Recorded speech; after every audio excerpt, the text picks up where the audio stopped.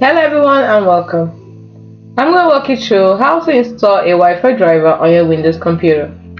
The first thing you need to do is to download the correct driver. And to be able to identify the Wi-Fi adapter, the first thing you do is press Windows key and the arrow key.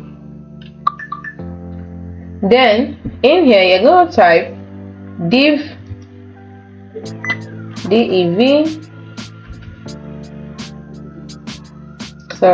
small letters please, dev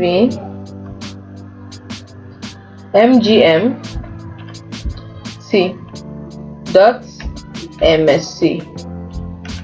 and once you've done that you click on enter or OK. And next thing I'll do is I'm going to expand network adapters. So let's look for network. Here it is. Click on it, double click, and you can see it.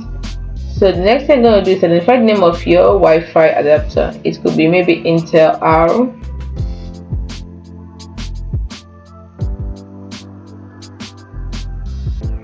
It should have Wi-Fi in its name.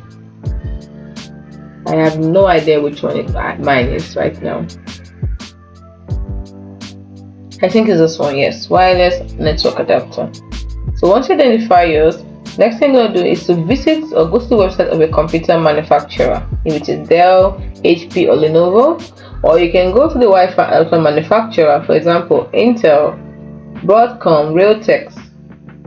Okay, I think this is Realtek, yes. Is that this or this? One of this is mine. Maybe it's Realtek, yeah.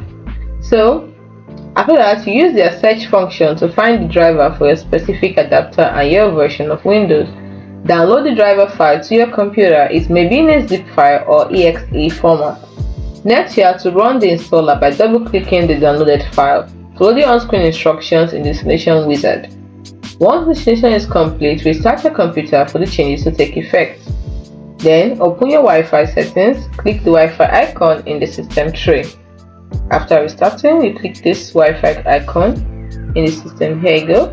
Click on it, and then choose your Wi-Fi network from the list. Enter the password for your Wi-Fi network and click the connect button.